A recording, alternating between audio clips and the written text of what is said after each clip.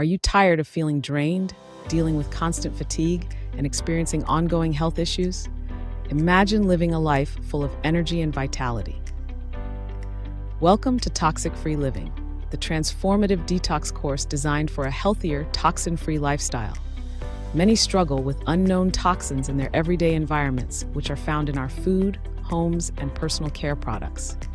These hidden culprits can weigh you down, both physically and mentally. Introducing our 4-week online comprehensive detox course, starting November 13th, 2024. Dive into a personalized journey tailored specifically to your health needs and toxin exposure, ensuring effective and lasting change. Unlike one-size-fits-all detox programs, Toxic-Free Living offers a customized approach. Develop your unique detox roadmap with expert guidance covering everything from assessing your toxic load to sustainable lifestyle changes. Gain insight into everyday toxins and discover practical strategies to replace them with nourishing alternatives. You'll learn simple, effective steps that seamlessly integrate detox practices into your daily routine. But don't just take our word for it. Listen to Sarah, who regained her energy and overcame hormonal imbalances, or Mark, who found relief from chronic health conditions. They and many others have revitalized their lives through our program. Ready to take control of your health? Join us and embark on a journey to detoxify your home, body, and mind. With limited spaces available, now is the perfect time to act. Click the link to secure your spot today. Start your toxic-free journey today and embrace a life of vitality and well-being. Remember, a healthier you awaits with Toxic-Free Living. Transform your life for the better. Join us now and take the first step towards a vibrant, toxin-free future.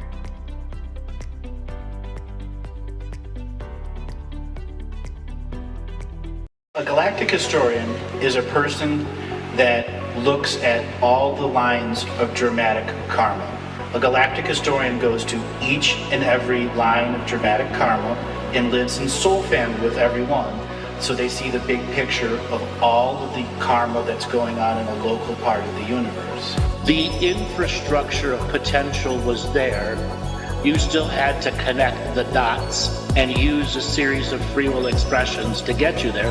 There are also a number of people, the karmic doors closed them off to so much, all that was left was this galactic historian guy on the internet. People who listened to the Galactic History 1 and within a year went back to sleep because the world turned to be really shitty and no one woke up. None of the predictions happened. I understood as a higher soul that being in this time with the perceptive nature of the human I could be, attracting people to the material that a person had to open the door with.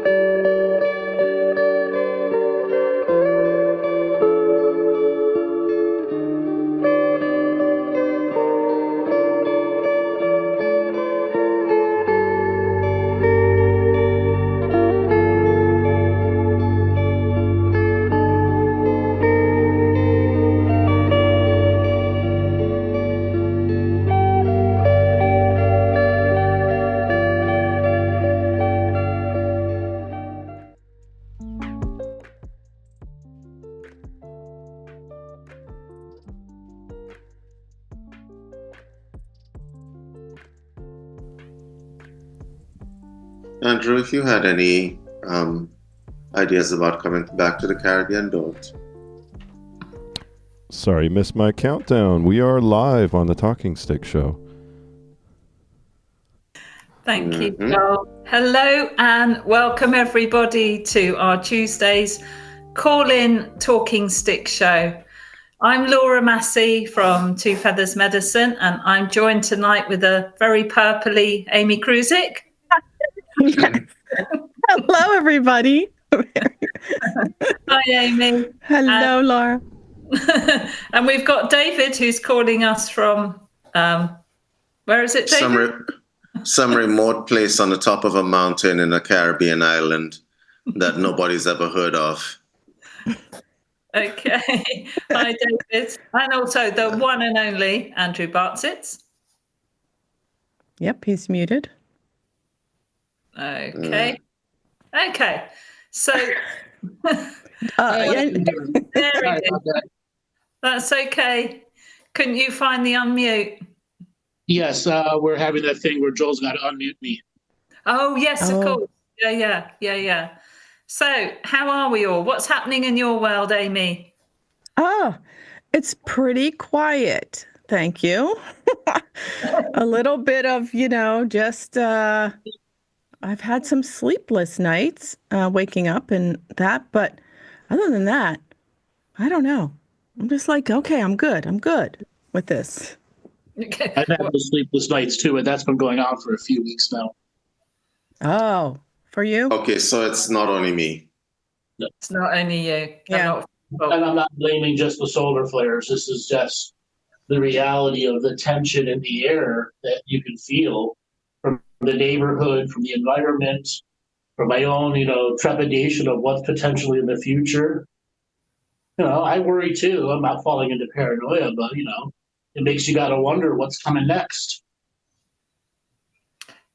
Yeah, there is a sort of a palpable chaos, and also there's a different energy that I've not felt before as well. And that's what you're talking about, Andrew. Exactly. An unknown. It's more than an unknown, because I've been in the land of the unknown for a very long time. And this is even beyond that. It's a whole other description. I don't know how to describe it. Okay. David, what about for you? In terms of the weather and everything, I'm going to just put my life along the thing of fair to partly cloudy with a chance of scattered showers. That would be me. But with regard to the tension that's everywhere right now, it's everywhere. It's all over the world. It's just not in one place. Right. There's a hanging tension in the air. Tension of uncertainty that people know is going to affect everything. And Andrew, the reference to what's going on in the US right now, this is a lose-lose situation anyways. It'll affect everybody, even people down on a remote island in the middle of the Caribbean Sea. And we know this, and everybody knows it. Okay, and then there's a looming disaster behind all of that everyone's pretending isn't happening. Correct. Well, that's what we do. We pretend to make ourselves feel okay. Is the news going to have what's called a Minsky moment, where they suddenly realize things aren't what they seem? And that's going to start the avalanche and unraveling of the lies that have been propping up the economy for so long. Did you say Minsky? What is that? Yes. What is that? A Minsky moment. Urban Dictionary. That's the description for it. Oh, okay. So all these energies affect our bodies too, right? Mind and spirit as a complex being. And somehow for some of us, it comes back as a uncertainty that makes us not sleep. For others, they sleep like babies, but have terrible time in actual life. Everybody's equation is a different weather forecast for them. But the tension does show up in the body too, like aches and pains and things. Yeah. Yeah, absolutely. Yeah. Amy, what did you find out? Hold on, Urban. I was listening. We'll get to you shortly, Lillian. Urban Dictionary, Minsky moment. Minsky moment is a sudden, severe economic or market collapse that occurs after a period of unsustainable growth. Mm-hmm. Yeah. The term is named after Hyman Minsky, an American economist who studied financial instability and its causes. The financial crisis. It gained attention in 2008. Right. So he called it. And everybody's like, nah, you don't know what you're talking about. He was proven right. Like I was saying, are we going to have one of these Minsky moments live on TV? Will it be CNBC driving the equation and all of the stories to cover up afterwards? Will somebody have a brand new agenda that's going to come out and try to dominate the news and memory hold everything else? Okay. You know that they're going to manage, they're going to do whatever they can do to manage that story to their advantage and to our disadvantage. But they cannot actually hide a financial collapse, can they? They already have been for 4 years. They have, and we are in a financial collapse. I think if you are, and listen, there's something to be said for incremental increase of tension. Okay, the 2008, they learned something from it in 2008, that when you crash a market, if you crash the market and it's a big crash, everybody becomes alerted and everybody adjusts. But if you incrementally crash it and things get tighter and tighter for people, then it goes over a lot more smoothly. You see how that works, right? Right. They're going to come back and ask really draconian measures to solve this, when in fact what they've created is unsolvable. And that's the reality of the Minsky moment. Will it be realized we are so far in debt, there is no mathematical probability of getting out of debt without sweeping reform to the corruption that created it. And the corruption that created is going to ask for sweeping reform to give corruption more power. Because they set everything up in their favor. Yeah. I have a theory that the 2008 crisis never actually got resolved, and we were just perpetuating and limping along. I have this theory. No one went to jail, David. Not one banker from that went to jail. And within 2 years of TARP and the too big to fail, they were repeating the exact same loan processes. And that has happened again. Except for CDOs, it's called MCOs. It's the exact same horse trading casino rules backed up by insurance puts and stays. That all should be illegal along with shorting. I do have a question for our loving audience, if you guys are listening to this, or if you're going to be listening to it at a later date. Do you ever get tired of all this horse shit? Yeah. Do y'all ever get tired of all of this nonsense? Like, do y'all ever get tired? I get tired. I get tired every day, actually. Yeah. Makes you tired. Yeah. I don't know what it's going to take, because some of the games that are being played, especially in the media, are highly unnecessary. You have a programmed population already, okay? You don't need to squeeze their minds any further. There's no need to increase hate and division anymore. We have broken the world to such a degree that nobody trusts anybody anymore. I'm going to ask you guys a question. When you walk out of your house and you go to the supermarket and so on, do you walk out of your house and go to the supermarket with an open heart, willing to trust and help and heal everybody that you meet? Be honest. No bullshit. No bullshit. Let's be honest. Not anymore. No. Get back. And you wonder how you got there, right?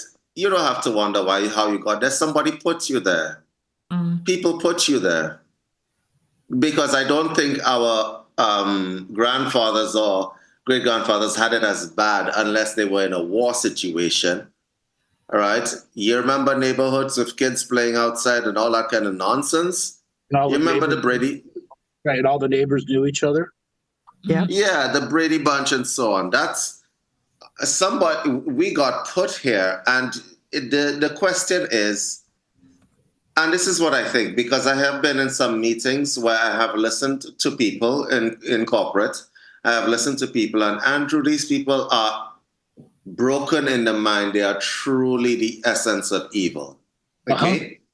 They're truly the essence of evil. So when people think, these shows where, Andrew and David and Amy and Laura, they're this conspiracy theory. No, I've actually sat in on meetings where people are plotting for their customers. You understand what I'm saying? They're plotting to back them into a corner. let me give you an example of what I'm talking about for those of you who are listening to. Can you imagine you're sitting around a meeting, you're writing a document. The document, and this is a car salesman, for anybody who owns a car in here. This is what is inside your document when you buy a car. It says that when you buy the car and you don't like the car, what's going to happen is that you can't go to the courts directly. You got to go to mediation. When mediation fails, you got to go to arbitration. Oops, but there's a clause in there that says the arbitration tribunal is to be chosen by the motor car company. Do you see, do you not read the fine print? Oh my God. Read the fine print. So I have actually sat in on these kinds of meetings where people are plotting things like this. It's evil. So if you think that where you've come to is just a product of arbitrary circumstances, it's not. It really isn't. So do they put those things in there because they know that we need a car, right? You also need electricity to your house. They put that in there too. You also need water, right? You think water is a right? No, you don't have a right to water. We controlling that. It's in your television contracts. It's everywhere. But people are not going to read 67 pages of very small print. They're not going to do that. So they do have us. By the short and curlies, correct. I think almost everywhere you turn, they have got there first. I mean, even conspiracy, they've hijacked the conspiracy sector, and so on. Just it seems to me everywhere you look, they've got there, haven't they? They've got.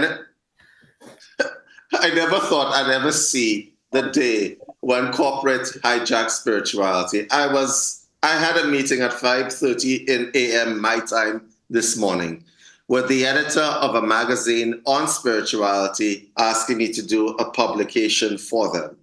So it was a Zoom meeting. So, I had to do my research, right? Yeah. You know that one of the most of the major spiritual magazines that are out there online and in print are being financed by other people through the advertising dollars, right? Yep. So they're just using you to pad shit. And I'm like, no. We got to talk about that one, Andrew. Privately, I'll tell you about that, right? All of the major spiritual publications that we used to take advice from, they've moved into that section. So they're bending the minds of people who would... Hold on, David, if you forgot about it, most of them went out of business and somebody bought the rights to them and resurrected them out of nothing. Yes, okay? And print magazines are no longer the original owners, editors in any way, shape, or form. Their intellectual property was put into a big package, the stuff that was sold around during bankruptcy times, especially post-2008. Can't tell you how many spiritual websites and website groups went out of business, okay?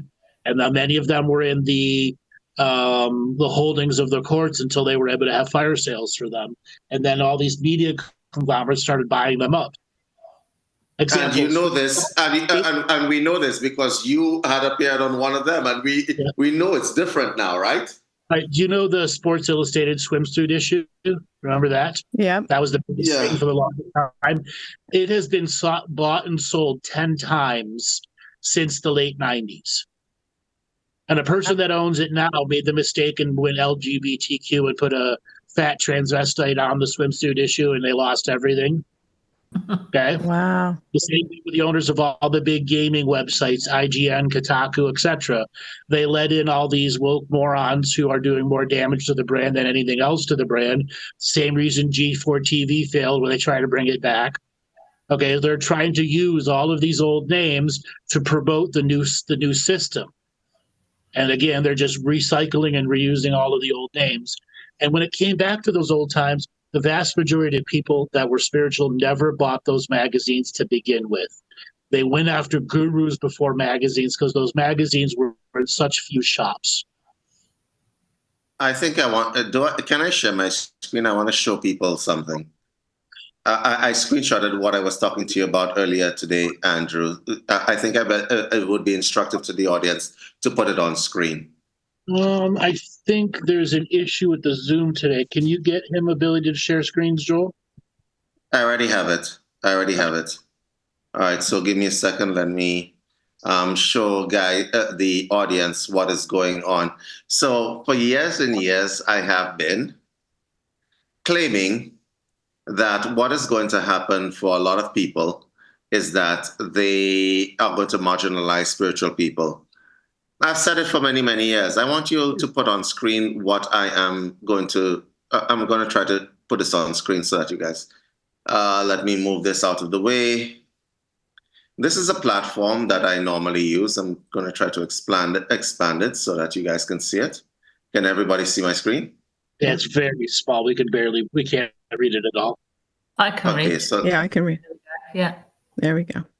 Hello, David. Thank you for your patience. After careful review, we found that your courses contain content such as meditation, hypnosis techniques, and spiritual contracts around money, that would be revocations, that do not align with our platform's guidelines due to the potential risks these practices pose. As a result, we cannot continue hosting these courses. However, you're welcome to use our platform for other compliant content. Your account remains active, and we encourage you to review our guidelines for future content. Thank you for understanding. You guys heard that? Yep. So, David, they've been doing this to the Christians for a very long time. It's our turn.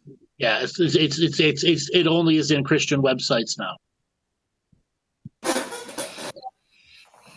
Well, what were they doing with the Christian side of it?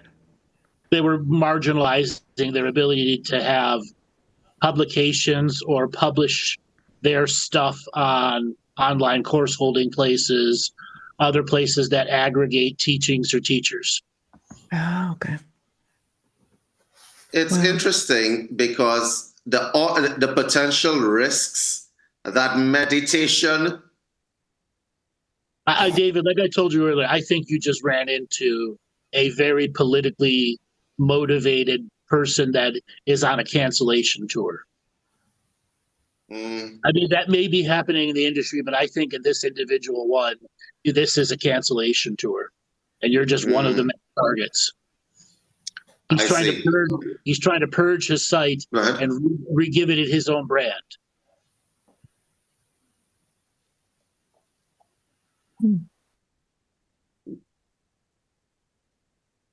Is he? My question was: is he complying to somebody else? Did somebody else tell him to do this?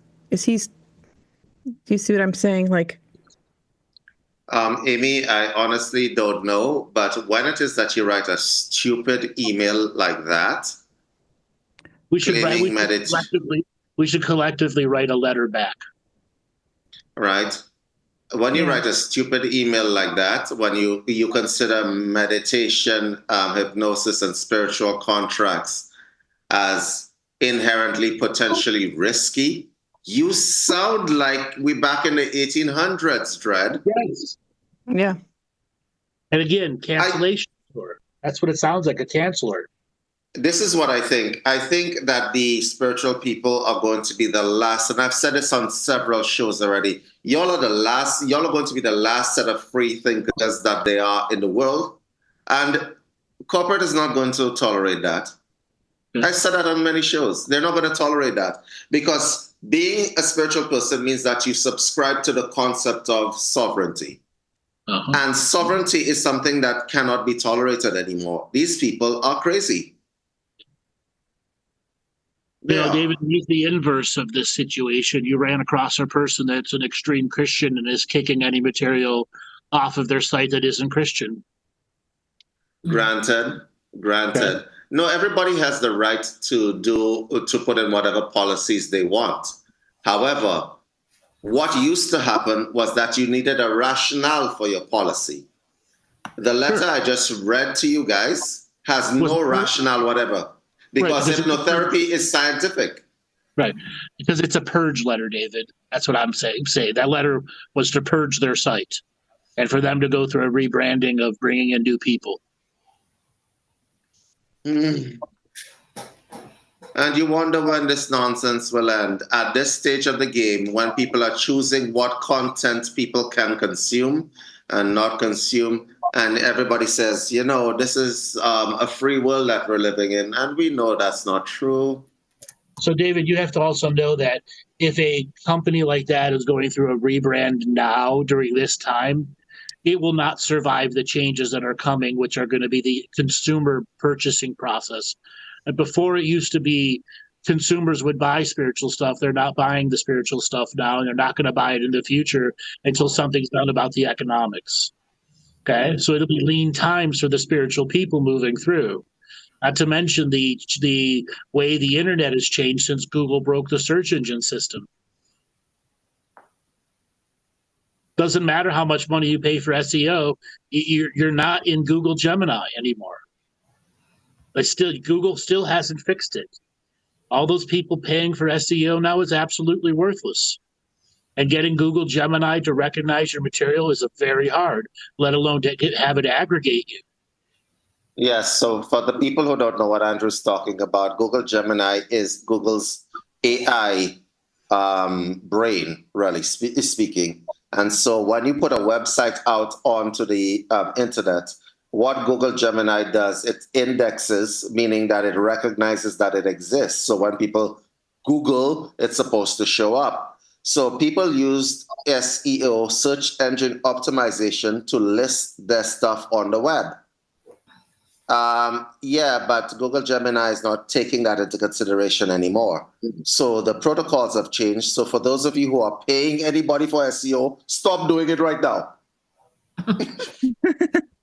just stop. Just stop. Because it's not going to be effective, right? Anybody coming to you telling you, oh, we'll rank you at the top 5 of Google. That's a lot of bullshit right now ever since Google turned that shit on. And Google has no fix for this break, which makes most people think they did it on purpose as a lead up to the selection. So anything after the selection, they have complete control over the aggregating search engines of all content. Mm. So if our stuff is aggregated, how will you ever find it? This is another play. This is another level of play, by the way. The Gemini AI that they have released onto the world. Notice the way I phrase that. The Gemini AI they have released onto the world. Part of what they're doing is canceling out every other search engine that there is out there. Yep. Okay, because you used to have alternatives. I'm not going to use Google. I'm just going to use DuckDuckGo. You know what? I'm going to give you guys a little tip, okay? Download a browser named Tor browser, Tor, and use that browser. And tell Google to go,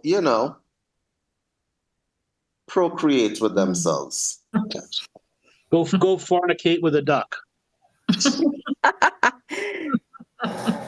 But David, did you say something about the incognito too, that they still infiltrate that, even though? Oh, yeah. Off of your system now. Listen, go ahead. What is it, Andrew? It's off of your browser features now. They took it off. Oh, wow. So incognito will be a way for you to open a window that wouldn't be tracked, and it would always erase your search history, and Google would never save any of it, and they lied. They lied straight, like complete freaking lie, lied outright. And I'm like, there is no punishment for this. So people are trying to sue them. And when you say a company is too big for you to sue, I'll give you an example of what I mean. So there are two major phones in the world, Samsung and iPhone. When I was studying in school, we got to know that Samsung and Apple have special funds for being sued already set up. Yep. Like they have their own insurance companies within the company. So like you decide that you're going to sue them, they have a fund for that already. What's the point of suing them? Yeah. David, could you write that search engine in the chat for people, please? Sure. Thank you. So I have a question. What about, do we need more whistleblowers? Because knowing that Google, obviously there was a whistleblower that came through that said they're still... Huh? Dozens of whistleblowers. The thing is, once you come out as a whistleblower, it goes to Congress, and Congress does nothing. Wait a minute. Okay. But if a whistleblower came out with information, why do they go to Congress? Because that's where the whistleblowers go. That's Whistleblower Protection Act. Oh, okay. Now, oftentimes these whistleblowers have already told the DOJ and all the relative policing groups about it, and they're choosing to do nothing about it. Oh, okay. Here I'm thinking whistleblowers just... The answer is we do need warm whistleblowers, but we also need a Congress that has a spine. Yeah. Which we don't have, or a Senate that has a spine. Yeah. Or a president. Or a president, I was just going to say. We have nothing that has a spine. Yeah. Wow. It will get to a stage. I think this is history repeating itself. Yeah. I think that it will get to a stage where people will begin to realize what is going on. I think a lot of them have already, but the information blockade that they have in place is spectacular. As an example, it used to be when you wanted to enact a policy in the free world, you would have something called a referendum. You would go to the citizens of a country, and then you would ask them, what do they think about X, Y, and Z? That's what a referendum is, okay? Like election around an idea. In Canada, as an example, they initiated Bill C-16 and Bill C-32.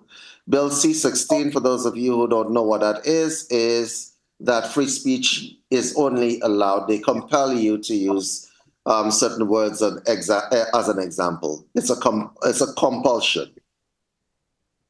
They didn't do a referendum because if you ask the majority of the world's population, how do you feel about, or country's population, how do you feel about certain topics, you're afraid of the answer you're going to get, so you force it through legislation and through punitive measures. And I think what has been happening is there's a lawfare that's going on.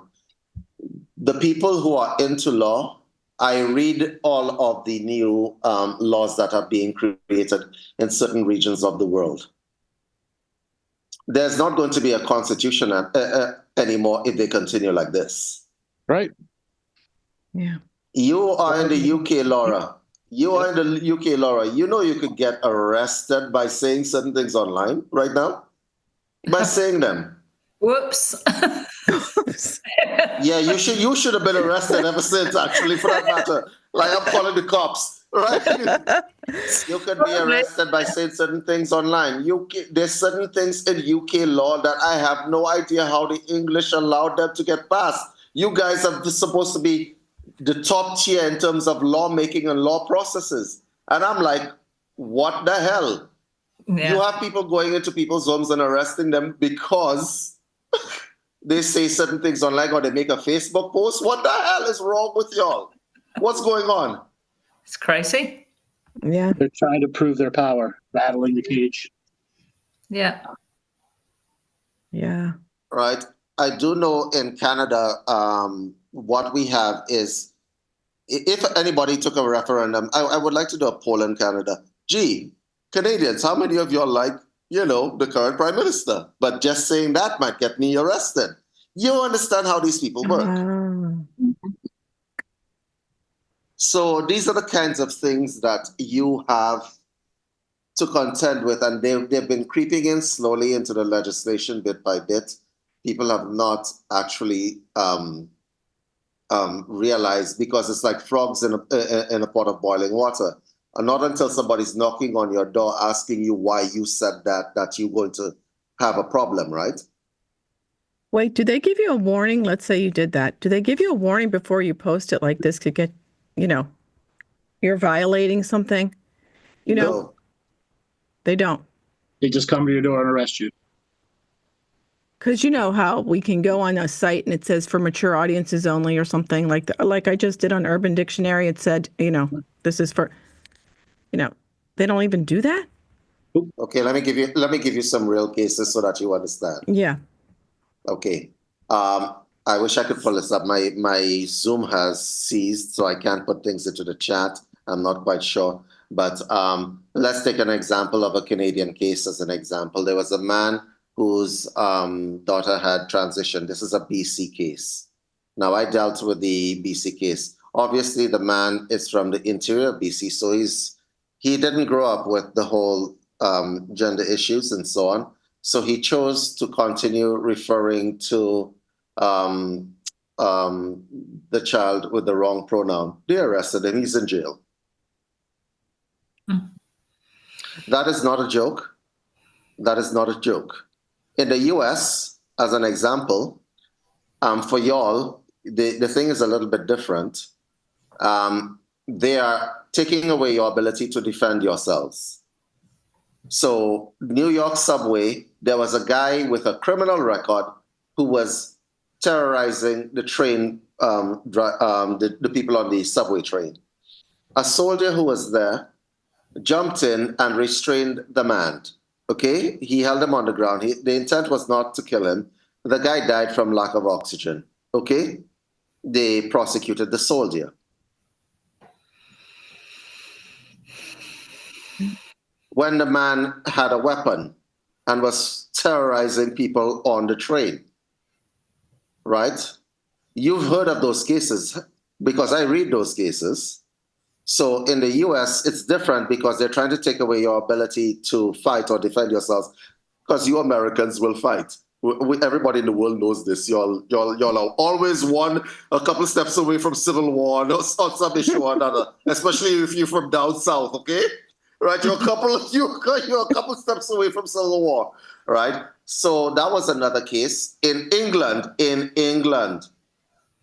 I believe it was a newspaper guy, a reporter, made a Facebook post criticizing Parliament, and he put some insults inside it. They came and arrested him. They came and arrested him. He went on Piers Morgan and made a big stink about it. Like, how are you arresting me for making my Facebook post? All right. So these things are happening, and it's going over the public's head. And I just think it's going to be a time when there is no constitution. When you're talking about freedom, and this is for the spiritual people, those of you who are who want to believe in freedom and sovereignty, you guys are going to have to really think about how you're going to go through life in this world, knowing that your sovereignty is based on how people are going to look at you.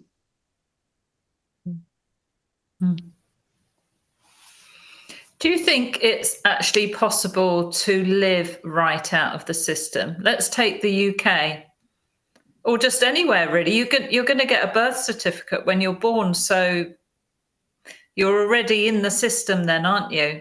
But we do have more and more people here. We see it. They're living in their vans. They're living in camper vans, or they're turning their vans around and living on the road. But even living on the road, you have to have, MOT. You have to have a driving license. So you are still somewhat in the system, aren't you? It must be almost impossible to live like off grid and be out of the system. It must always be able to have a track on you. Well, you have to use money. Yeah. You go to a gas station, you pull out any kind of card, debit, credit, whatever it is, you're in the system. Yeah. Yeah. Or you have to have insurance for your If you are, go ahead. You have to have insurance for your vehicle.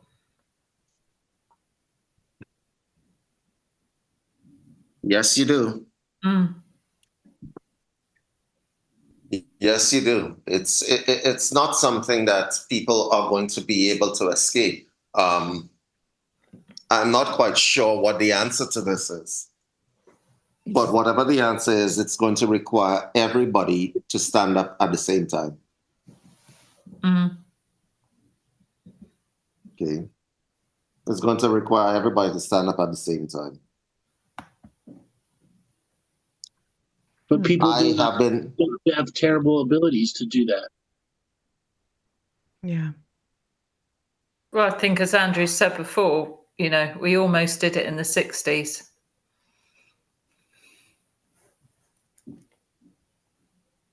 I remember I remember having to fight Facebook. It's been an ongoing fight. So you want to put content out there, and we know that Facebook is a business. Let's say you're a spiritual person, you're a spiritual coach, or whatever else. You put your information on Facebook. What happens when you do that? Facebook determines whether or not they should tell you advertisement. You chose not to buy the advertisement. So what does Facebook do? It restricts your content. This is a punitive measure. So you're restricted in your content. You say, nah, you know what I'm going to do is I'm going to post my stuff to my profile, and then I'm going to get some friends to spread the word for me. Okay? Facebook tries to track and pretty much suppress your content all over the place. When I demonstrated to some people, I don't know if you were in the webinar that I did, that when you click a link that I have sent you in Messenger from Facebook, Facebook adds a line of code to the link that I've sent you. Amy, you've had that experience. Yeah. Right? Yep. Facebook adds a set of code to the link. The code that is added to the link. Okay, so let's say you're my friend on Facebook. I send you a message and I send you a link. You click the link inside your messenger to go to a website. Facebook is watching where you're going. If it can't track you where you're going, it's going to tell you, you're leaving Facebook. It's not safe. You should just stay in here. Y'all have gotten, everybody has gotten that message. Yeah. Yeah. Right? If you leave Facebook, that little code that you have just tracked is tracking you everywhere. Mm. Which is why when you look on the side of your browser, you see things popping up that it's like the ads are following you, right? And everybody knows this. To some degree or another, they just don't know how it's been done, but it's not cool.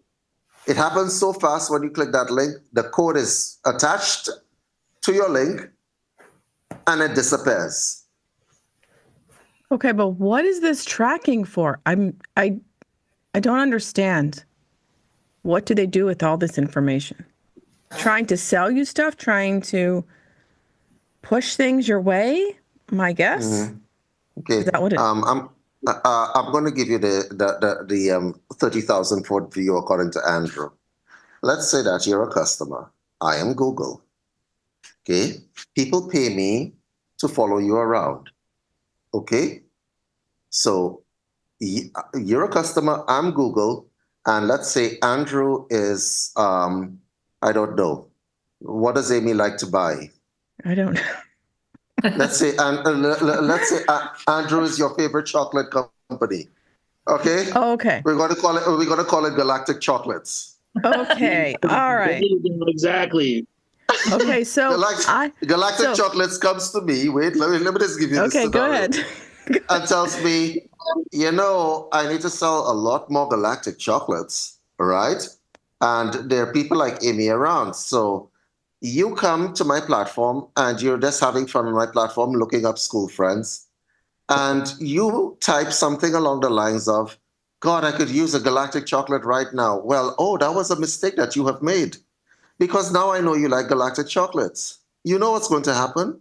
When you open up that phone, and they all share information, all of them, right? When you open up that phone, it's not like Facebook and Google is not in league with each other. And you decide, oh, let me go to, I don't know, a site to get my news. On the little side panel of your news, Galactic Chocolate's billboard is going to be like, you know, the little signs on the side, right? You decide that you go to the supermarket, okay? Somehow or the other, the phone is going to be telling you Galactic Chocolate. Your tracking device is in your hand, right? Yeah. So when Galactic Chocolates, Andrew paid me money, my thing was to make sure you don't last one day without seeing Galactic Chocolates anywhere on your phone, okay? Okay, but I get that. So Andrew has to shake hands with you to get his Galactic Chocolates to move, right? So what the algorithm sometimes gets missed, you know, when we're trying to promote things or something, it recognizes a certain algorithm, and then I get like nothing on my Facebook. All I get is, let's say I'm looking up something to exercise, like a stretch or something, and then that's all I get. I don't get like friend things. Like, but you haven't bought anything, Amy, and that's what you get because you didn't buy anything.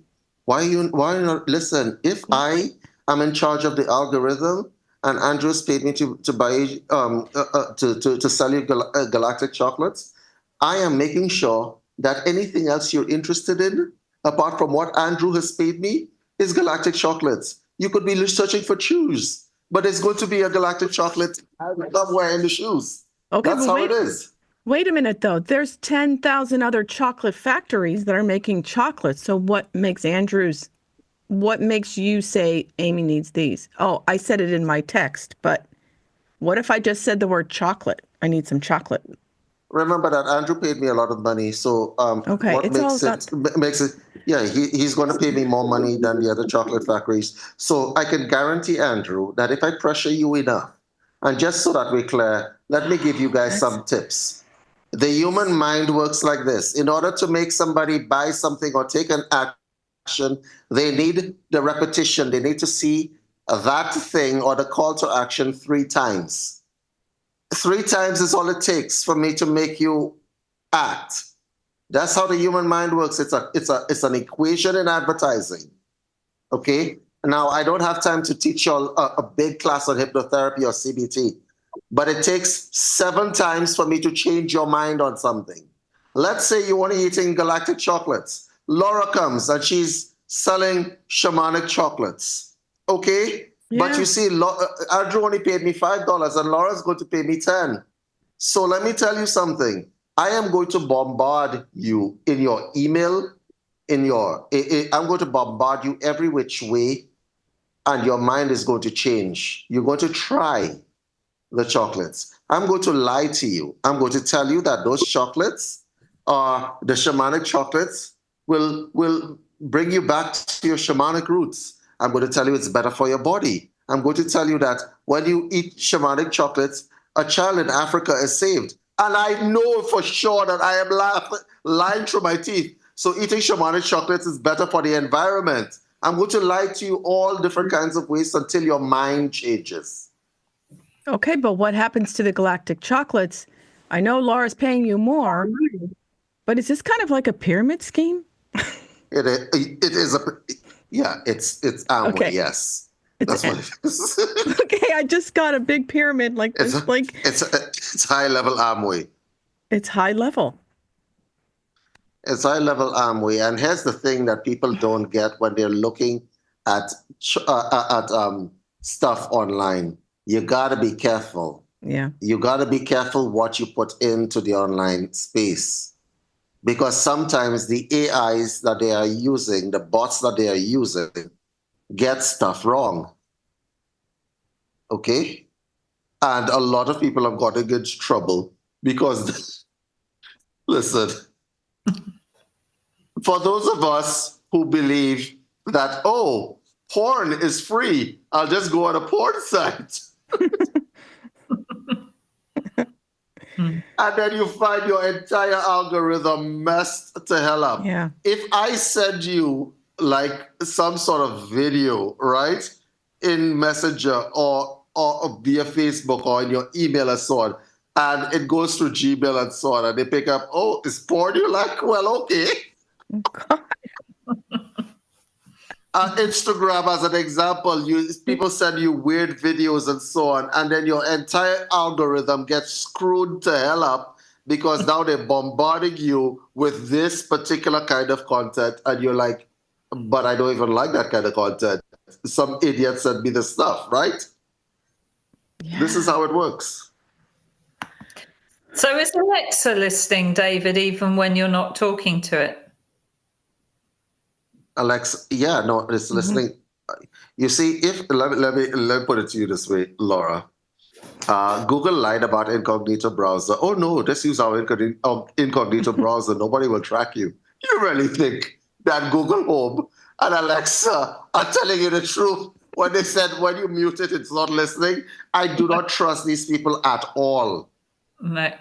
Yep. It does have a mute button on it. It does have a mute button on it. So you're saying they're still listening. Yes, you have to decide whether you care. You have to develop a certain amount of indifference to people. Okay? So right now I have Alexa, I have Google in my house, and I do not care. You could send me whatever you want, but it's your mind that makes a difference, huh? Mm. Yeah. I mean, I think you said once, Andrew, when people were querying about getting your DNA or getting your fingerprint, and you said they already have everything on you that they need. Uh-huh. Yeah. Yeah, it's a bit too late anyway. Because from the first time you bought that first phone, they found out everything that they needed to know about you. Yeah. They found out everything for the first time before all of this happened. And this has been a data collection. So you ask, what is the value of the data? Is it just selling you stuff? No, it's not only selling you stuff, because it can do predictive texting as to what you are going to do. Does that? Yes. It does a predictive modeling, I should say, of what you are going to do. So you have AIs now that could tell your future. You want to know why they could tell your future? Because I know I'm going to send you galactic chocolates, and your mind is going to be like, oh, I feel for something really sweet to eat. I should probably go out and get something and pop some galactic chocolates, right? But then it might be shamanic chocolates depending on who paid me that day. My God. People, the world we are living in has become, I think people think that all the stuff that we talk about is sometime in the future. It's not a big problem yet. So there is no urgency. But there is urgency because we are living in those times now. Mm-hmm. And if you are not au fait with technology, then what's going to happen is that you think that it's something in the future, nothing to worry about. Yeah. Incidentally, those AIs are in your phone, right? Mm-hmm. So Google is in your phone if you have a Samsung, and Siri is in your phone if you have an iPhone. Mm-hmm. And people say, I'll just turn Siri off. I'll just turn Google off. Listen to me, guys. Let me explain something to you. This is technology, and believe me, I've studied it. There is no escape. None. No. The only escape is if you're going to become a Buddhist monk, move up into the Himalayas. Actually, no. GSM reaches the Himalayas now, so you can't escape that anyway. Right? You can go and meet with your friends and talk like in the garden shed, can't you? Wait, how about what if you turn your phone off? Laura, a bunch of Arabs tried that. Apparently, the drone can hit you in the garden shed. Based on if you have your phone on you, okay? You can ask Andrew about that. But listen, a drone can hit you from all the way out there, right? A drone is like 2 miles up into the sky, send a rocket to destroy you because you have the wrong phone on you. Wow. And that's why these Arabs are so pissed, you know. These drone strikes makes everybody pissed off. And then some people say, go ahead. No, go on, David, finish your sentence. And as of recently, people say, oh, they can't track us if we use beepers. God damn it. Oh, I know. They can't track us if we use beepers. Well, they didn't need to track you. They just needed to blow you up, right? God. Ooh. Andrew, there was a time when you said the system could predict us like months, weeks, or whatever, and you ahead because they use their prediction models for everything for us, don't they? For control. Yeah. So, but that has reduced, hasn't it? Because of the. Yes, they used to be able to predict you years and sometimes into future lifetimes. Yeah. Now they've got it down to less than about 90 days. Okay. So that's better. I mean, that's an improvement. So A major improvement. That means it's not they're not omniscient over our choices. Yes. That means things can happen within ourselves in a one degree of separation that can create a rapid, excessive change. Okay. Mm-hmm. For example.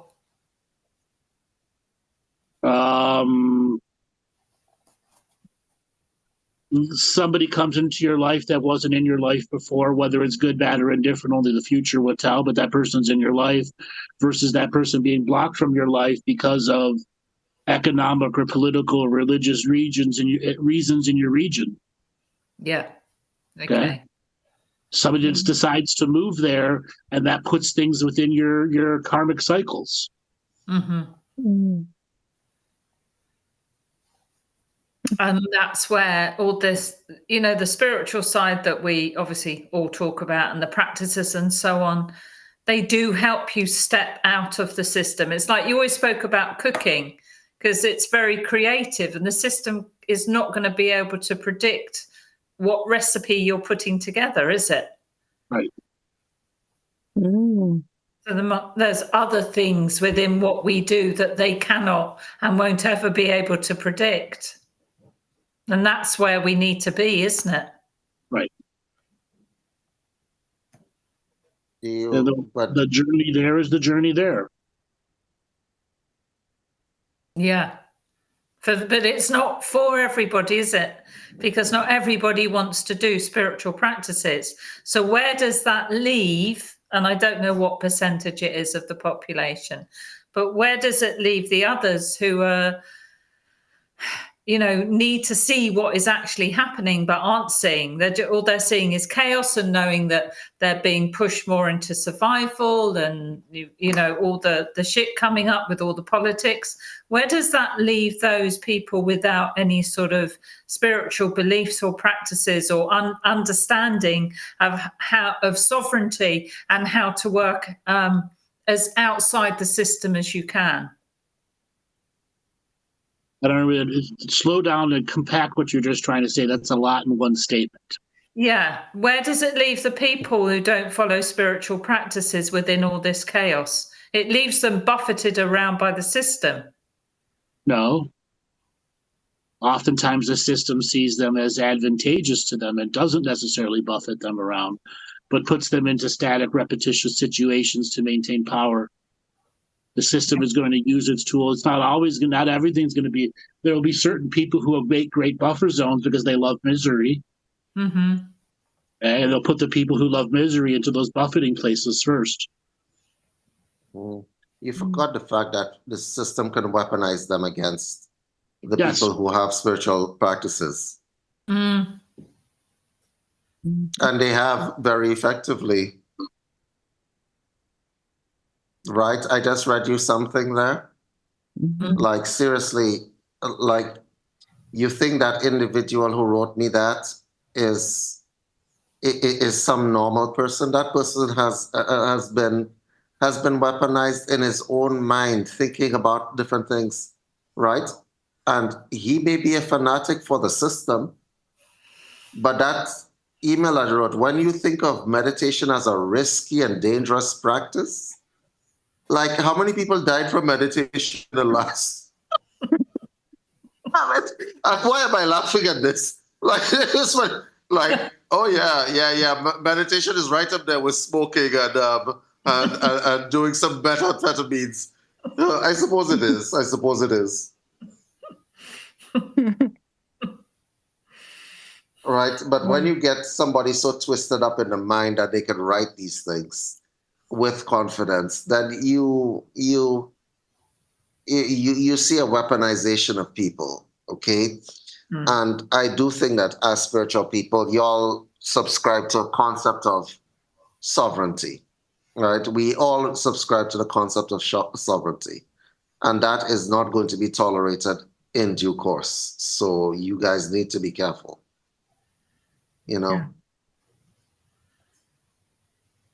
What sort of changes do you think we'll be forced to make, not being able to do, like talking stick shows and things?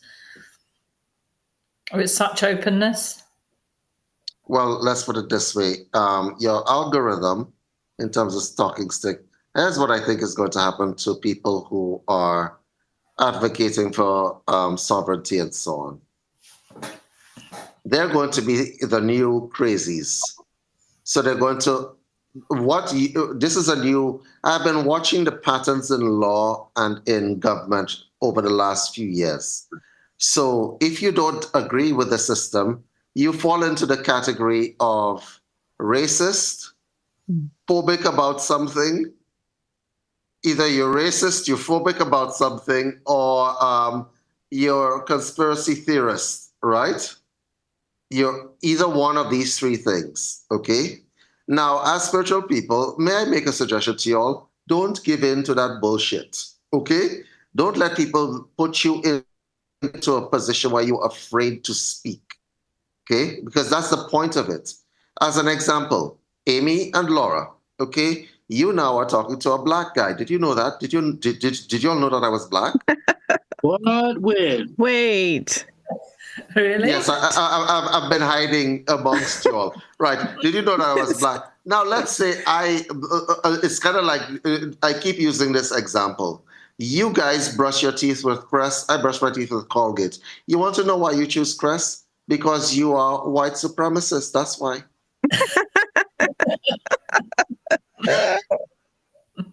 I think it says it on the package if you buy this. because I could pull up some facts that say that Crest was actually, the name of that brand was actually Family Crests, which is the colonial mentality that you have. You hear the bullshit coming out of my mouth? Yes. You hear the bullshit that's coming. I know it's bullshit I'm talking, but the point is to make you feel uncomfortable so that you don't speak and you don't use Crest anymore. So you might go and switch to Colgate, but I know the two of y'all won't switch to Colgate because y'all are like that. Y'all are very problematic, which is why we have to cancel them, Andrew.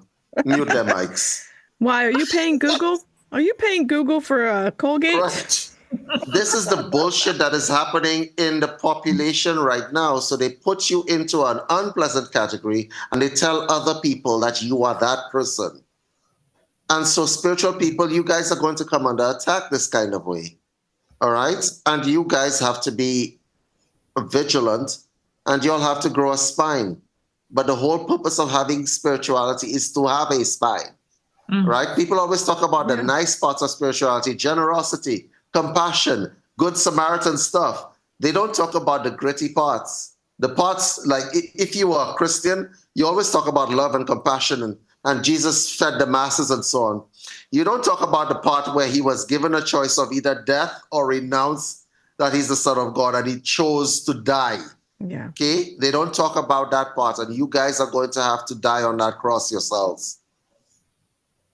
Okay, that's a very horrible thing I just said. Let me rephrase that.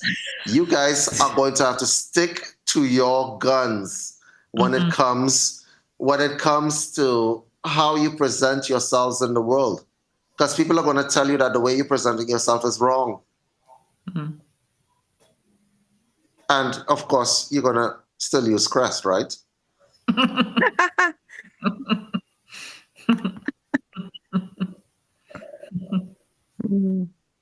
Because they're classifying y'all as religious zealots as well. I have heard spiritual people being called the new Christians, new Christianity.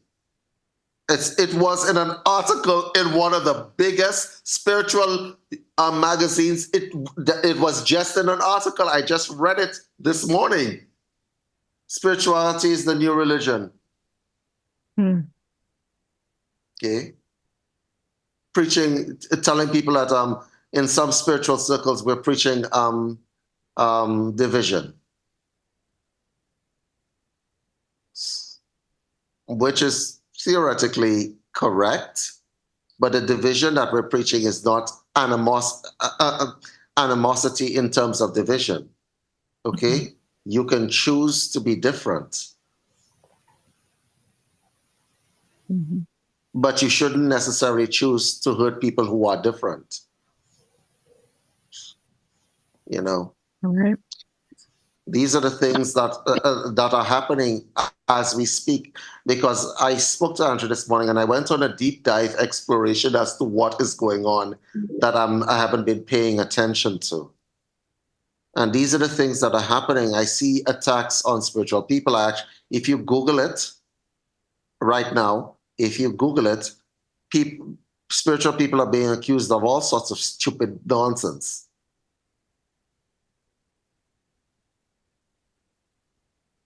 So be careful. And don't ask for the yoga community. That's lost. So forget that. Yes. The yoga community is lost. Totally lost. I don't even know. Most of these communities, David, it's because they have no real conflict management and too many people are online. And you can't keep a brand through all online, especially when you have people that run these physical locations that have all this drama going through them. You can imagine that there's such a thing as yoga politics. Oh, yeah. I'm sure there is. Oh God. You imagine a bunch of sad gurus going at each other. A bunch of sad, like SAD, sad, like very sad gurus. Oh God, like, wow. I remember that it used to be that the sad gurus, you sit on a hill, you say some wise words, and then you go about your business. No, they become political activists now, right? So it's hilarious. You couldn't make it up. No. Right. Is anybody going to put their hand up to chat with us? Are we going to... No, I have a better idea. Lillian, why don't you come online? I'm going to call you out, Lillian. Lillian, unmute your mic and come in. I haven't met you directly.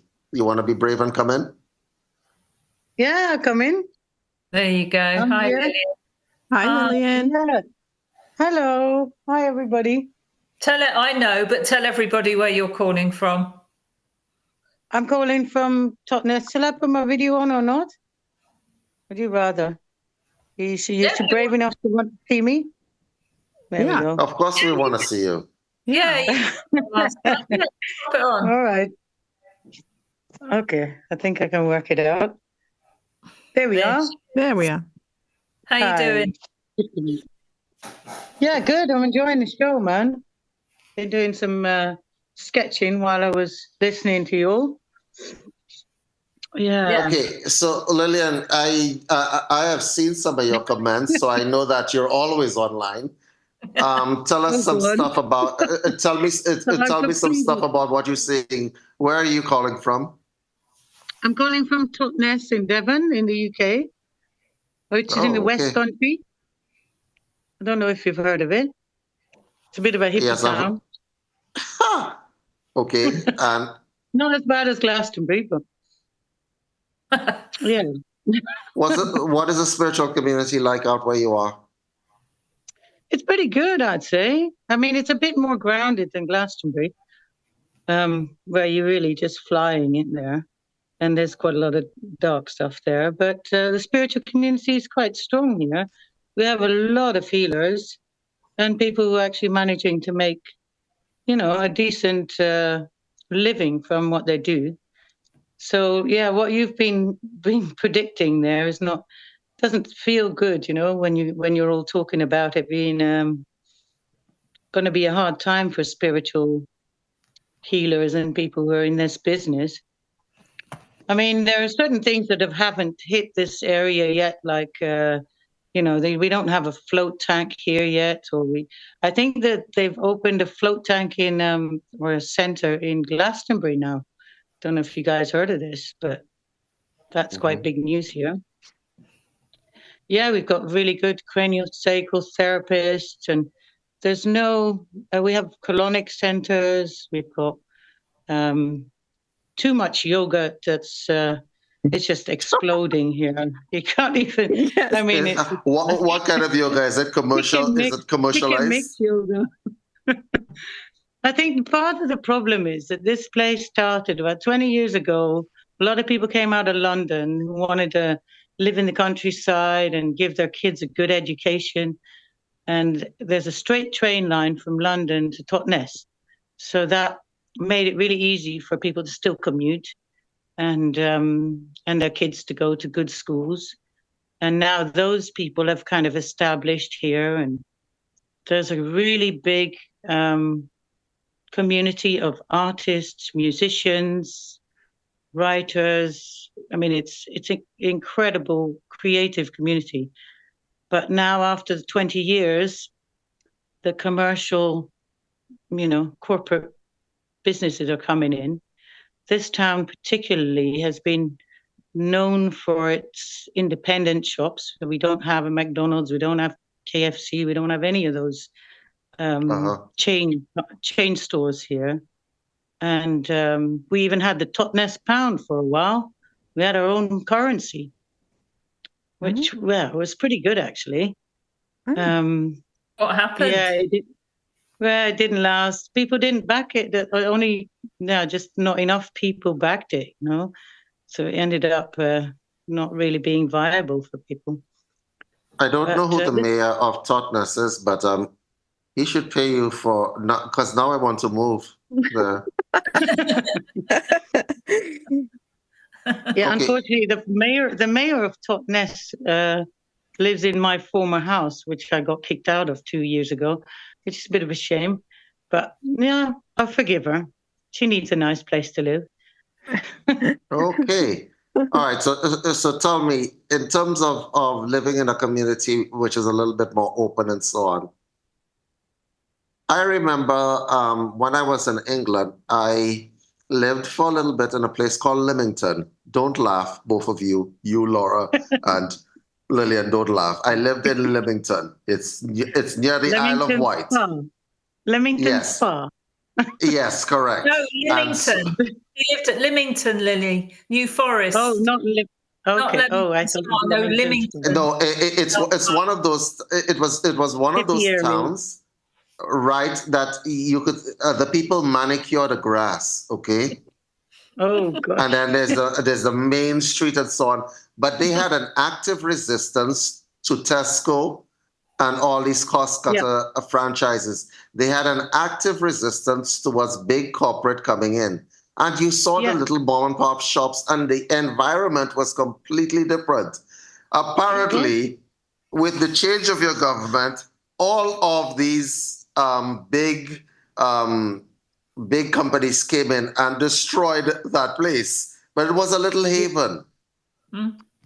Well, this is it. The corporates are coming in now, and we're seeing the chain stores coming. The small businesses are not able to cope anymore, and they're all going down. They're all going bust. Our little local bookshops and cafes, they're all closing. We've just had one chain store open downstairs, and they literally just trucked everything in. In one day, they furnished the whole cafe. I just couldn't believe it. And every morning they're just driving in their supplies, like, from a warehouse. Nothing is local, which is so against what we're all about here. We have a lot of little factories here that we make our own nut milks. We make our own. We have our kind of dairy, cheese makers.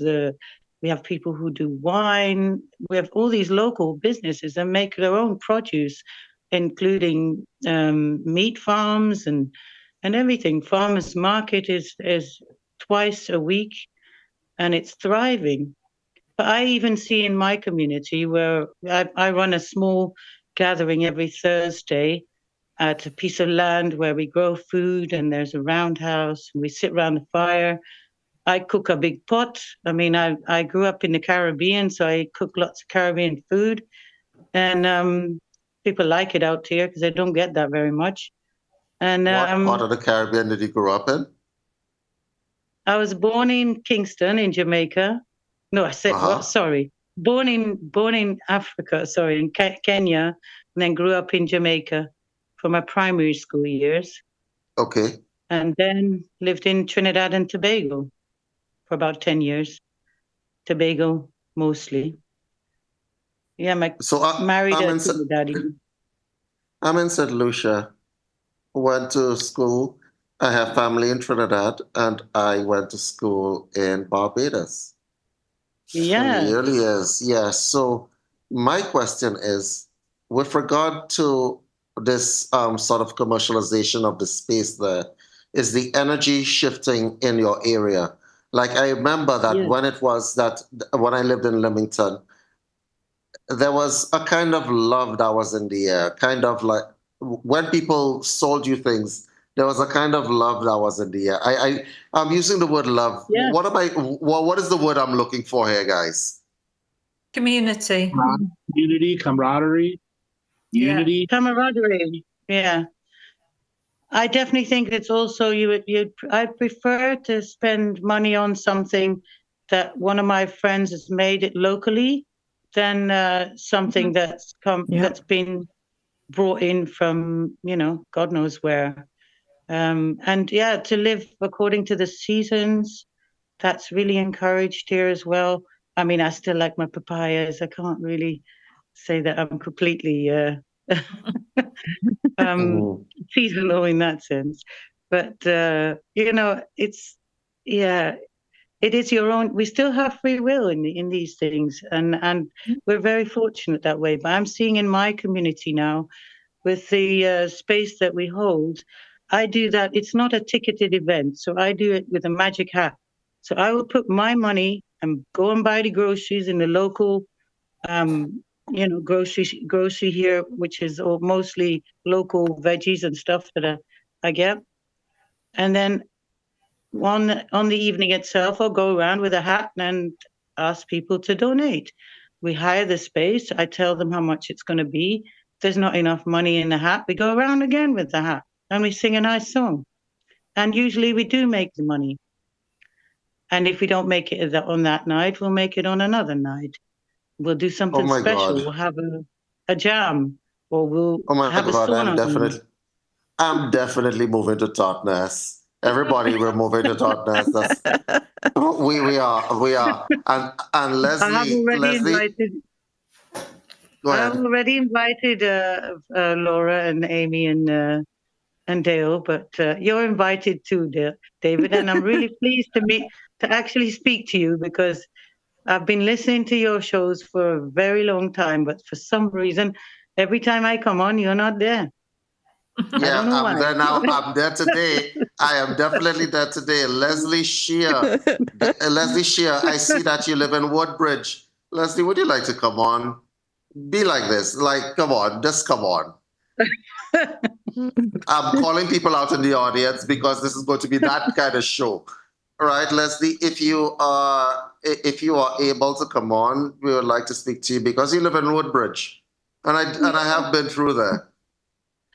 Oh, have you? Oh, hi. Yeah, I spoke to you actually a couple of weeks ago, David, but I've changed my... Hang on. Oh, well, yeah, you can have my video if you want.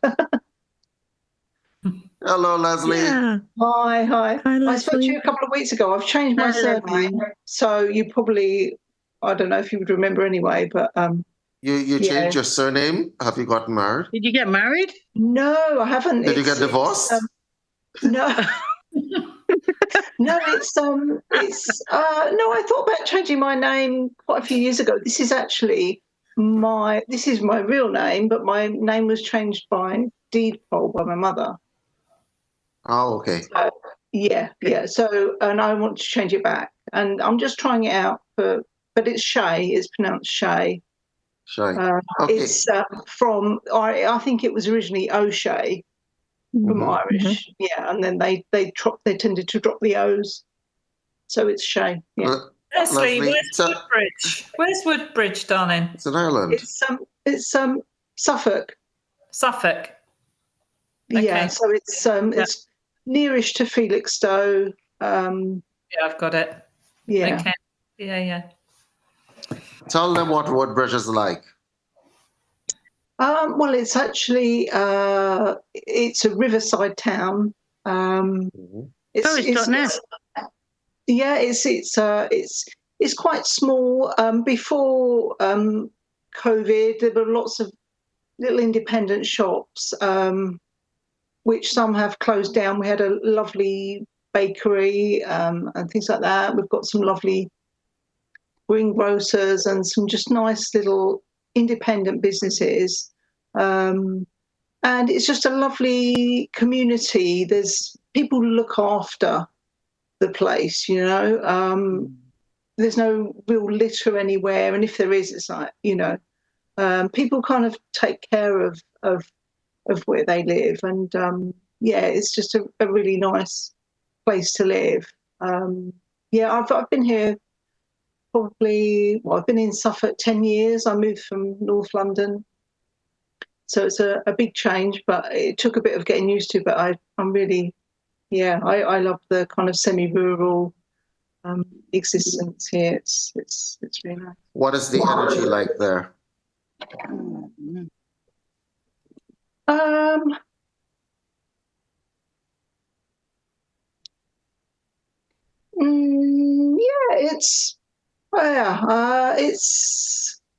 not really sure how to describe it.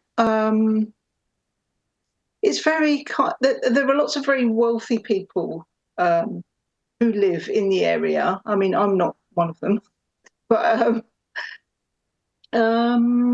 yeah, I don't really know. That's a difficult question, actually. I don't really know how to describe it. Okay, people so are let me ask. really friendly and yeah, quite kind of laid back and I don't know, fairly easygoing. People. When I first came to Suffolk, I did feel a bit of an outsider. It took me a while to really feel kind of part of the community, if you know what I mean. But I don't know if I think when my parents moved here as well, and where they lived in a village, I think one of their neighbours said, "Oh, we've been here 7 years, and people are now just starting to accept us because you know it's a bit of yeah, you know, is that I don't know. I mean, I don't know what you know. If I can't really see it from the other side, but Leslie, what is it that you do? I'm sorry. What is it that you do? What is your spiritual practice? I practice Reiki, or I have done. I'm going to start up again. I spoke to you a couple of weeks ago, and you gave me some affirmations. Yes. Yeah. So yeah, you gave me a list of affirmations to look at, and I think I've done quite well. But yeah, it's mainly Reiki. That's what I do. But I'm thinking of now doing some more training in sound healing next year. Okay, and what exactly are you hoping to specialize in? Well, I'm going to have a look at gong therapy. That seems to be quite a popular thing, but yeah, there's Why did you go down that road? Pardon? Why did you go down that road? Why that road?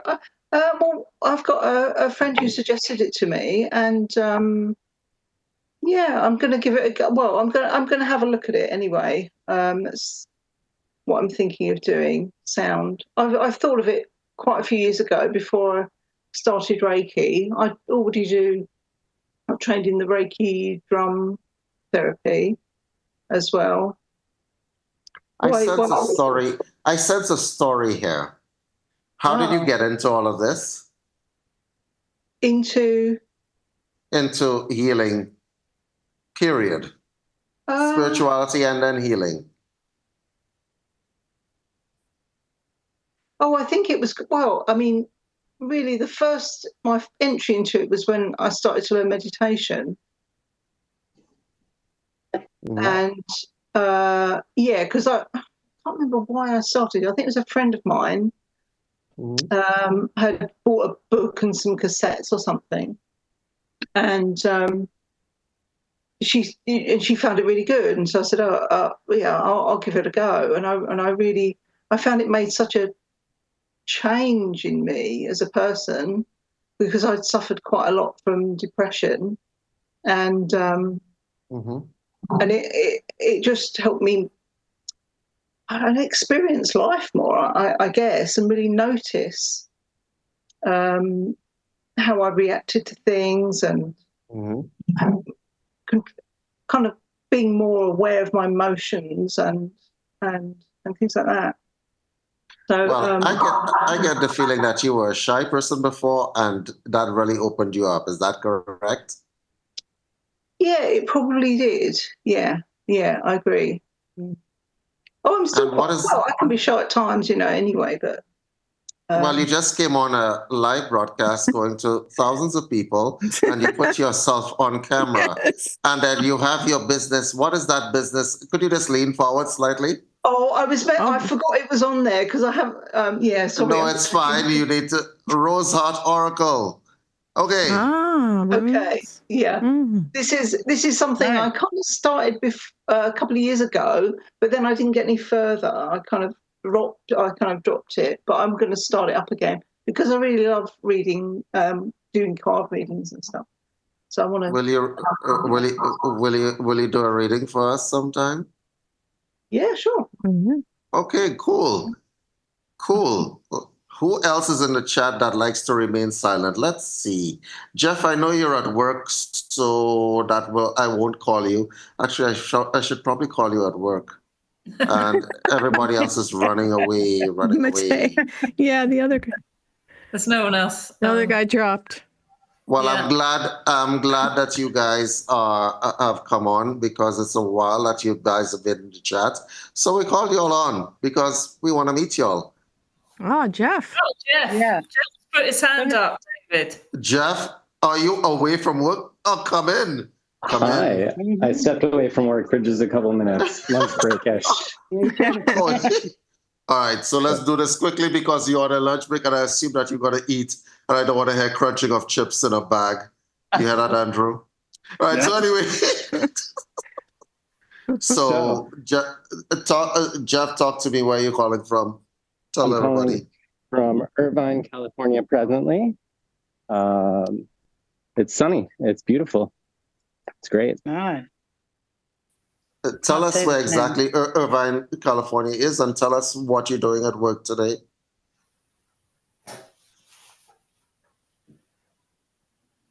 Jeff? You get the feeling that his boss just passed him? Can you hear me? Yeah. Yes, I can hear you. Tell us what you do for work. I'm working at a mobile ultrasound startup. We provide pregnancy ultrasounds to patients all over California at home. So today, currently, I am stuffing patient packs for my staff so that they can conduct their business. I use ultrasound in my office as well for a completely different purpose. I know. I'm excited about your applications. So, yeah, that's basically what I do. All right, so Jeff, I didn't read your email, and I'm going to get to it because I'm in a remote place in the world at this present point in time. But I'm going to definitely get to your email. But what is the spiritual community in Irvine, California? What is it like? So it's hard to find. It's hit or miss. I think that, look, when we make blanket statements, right, they're always filled with holes.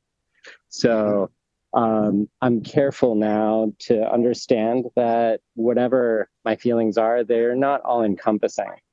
And what I think is most important is not really what the spiritual community here in my real life is doing specifically, but how I feel about everything at every given moment and whether or not I'm willing to engage. Because what I am noticing is that the spiritual community, whether without judgment, it's exhausting. It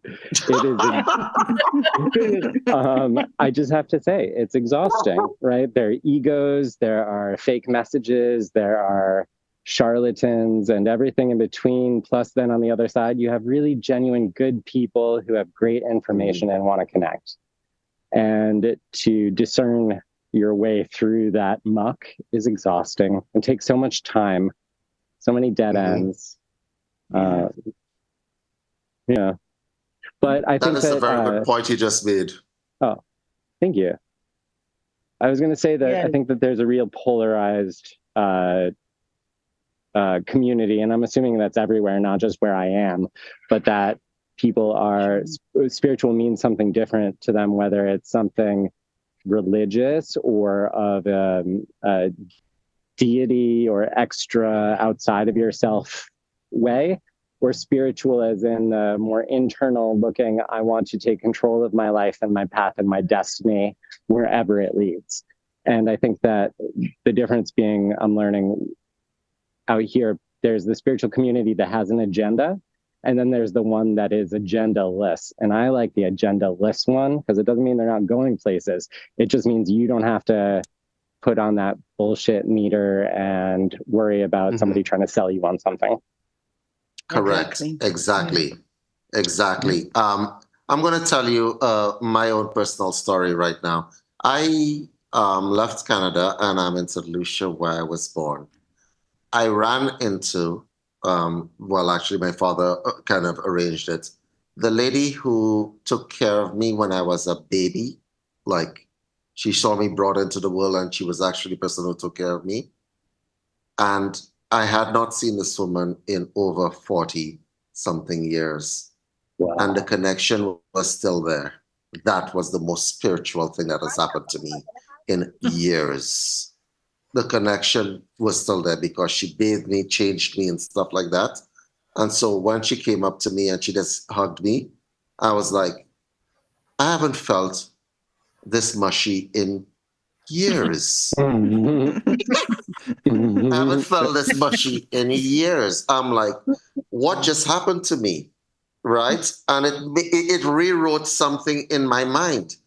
You know, whenever you get into these spaces where you think they're not genuine people left, and then you run into a situation like that, I'm like, oh my God, this woman remembers me and cared about me all these years, all these decades.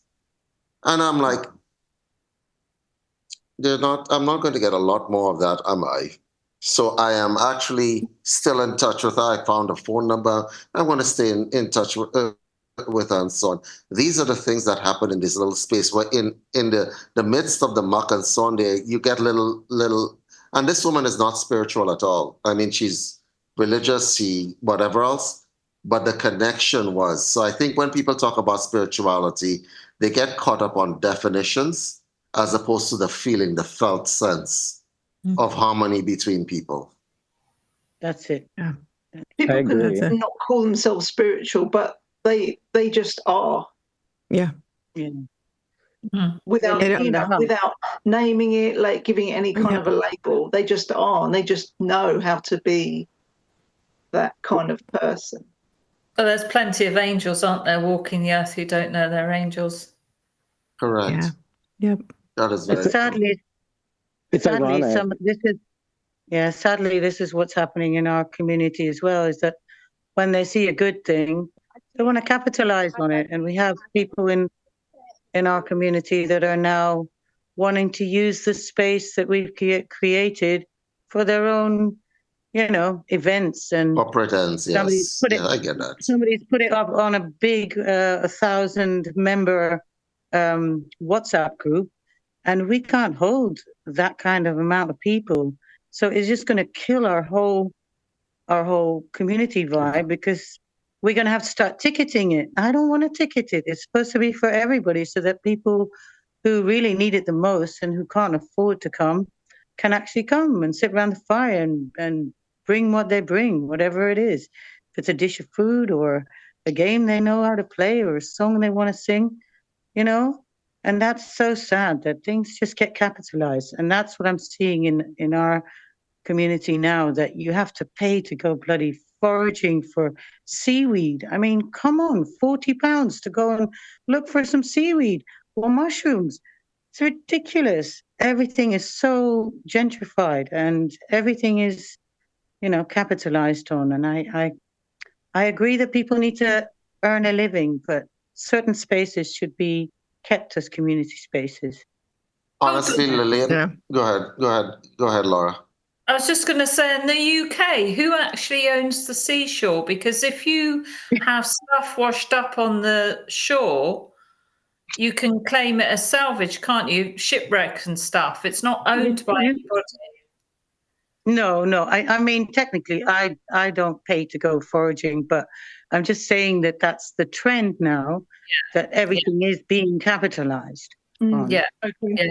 There's a local forest to me in Rendlesham, and now apparently you can pay to go walking in the forest. You can do the tree bathing. I know. You just go there. Forest bathing. And in England, you can buy the forests now too, right? I've seen that you can buy trees and land and become a duke or a duchess. A lord. That's it. Yeah. Oh no. Which I think is funny because of all the places in the world, it seems like Europe is running out of land the quickest. Definitely. Yeah. Can you imagine getting a certificate to become a lord and you own like a square foot of land, and you get this stupid title because your ego is so inflated? Who the hell is going to call you lord of the 1 square foot of land in the middle of England that you own? That gives you absolutely no rights. Aren't we all lords of our property? I think I heard someone who had done that for their cat, which I thought was hilarious. That's funny. I've heard that too. Mad. Wow. Somebody had done that for their cat? They got the square foot of and called the cat Lord whatever. Lord Whiskers of the Shire. Like, oh my God, really? That's funny. The thing is that they're allowing people in different countries to buy the land, right? And that's I'm like, problem. Yeah. How big does your ego have to be? We have lots of Russians, Chinese. They're all coming up to buy the land here. It's crazy. And the local people can't find anywhere to live. Loads of people living in vans here. I mean, at least it's still possible here, but it's not what they really want. They don't want to, raise their families. Young couples who are wanting to start a family, they're living in vans. It's not right, man. And then this whole Airbnb trend is another thing that's just killing these small towns, because, the half of these places are sitting empty, and they are actually the houses that were meant to be for those who live here.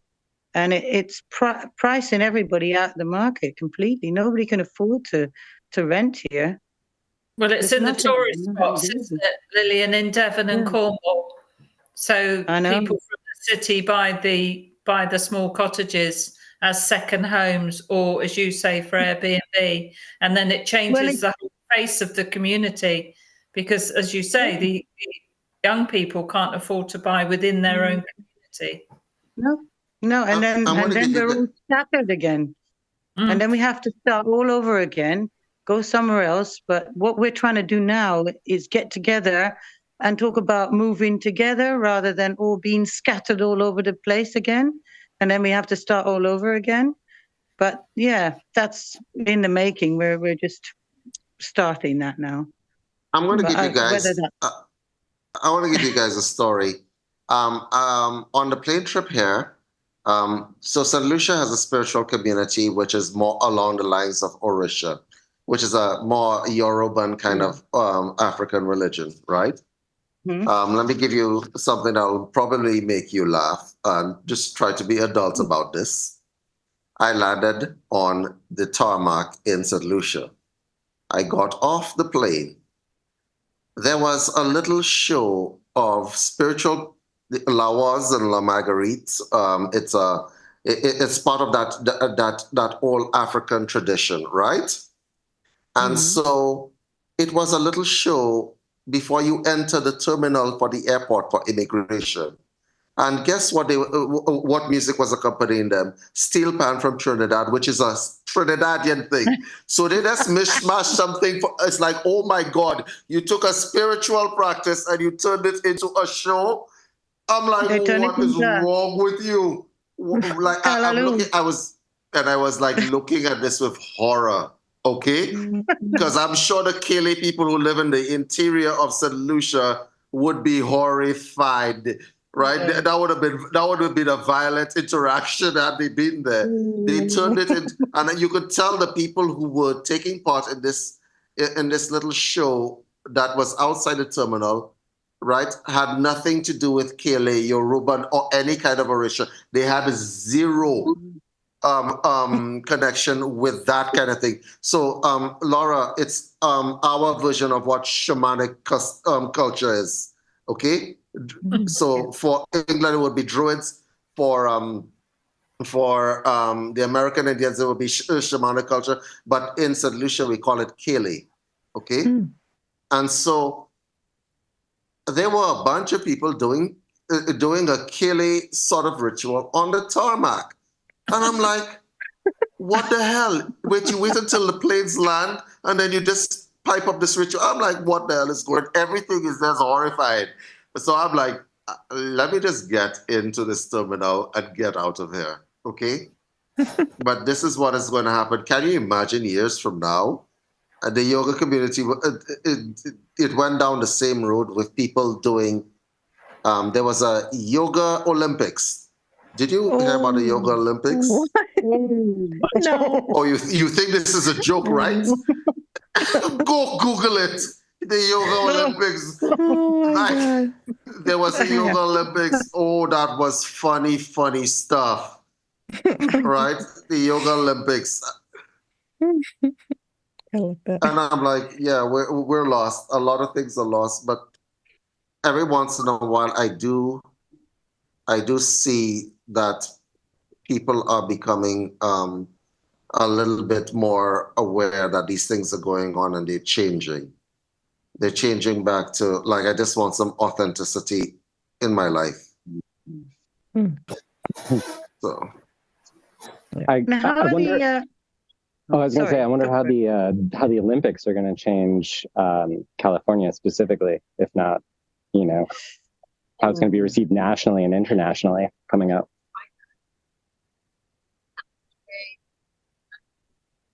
Hello? Is it going to be in California next then? When is it coming up? The summer? 26. Oh, 26? A few years away. They started building a lot of infrastructure for it. Already, yeah. Wow. But when it came to London, that's when I got made homeless, because they made sure they were like cleaning out the city. Oh. This is the yoga. Yeah. This is the yoga.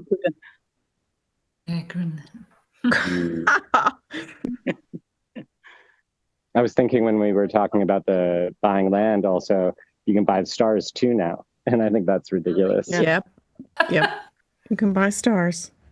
So a lot of us are thinking they're calling it a novelty. Somebody tried to sue them saying, I don't actually own the star. Same thing with a title in the United Kingdom. Buy your title, they're also calling that a novelty too. Not a lot of actually small parts of the title anymore.